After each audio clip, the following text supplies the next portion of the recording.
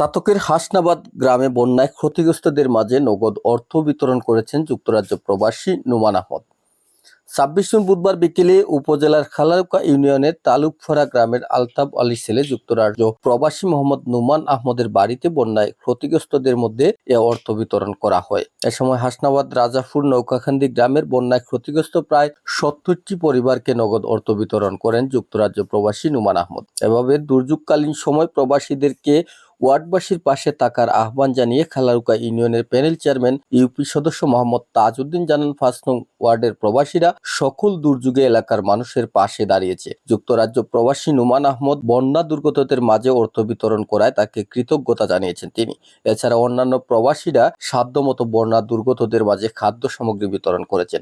এভাবে সরকারের পাশাপাশি সব সময় গরিব অসহায় মানুষের পাশে প্রবাসীরা থাকলে অসহায় মানুষের কষ্ট কিছুটা হলেও লাঘব হবে বলেও মনে করেন তিনি।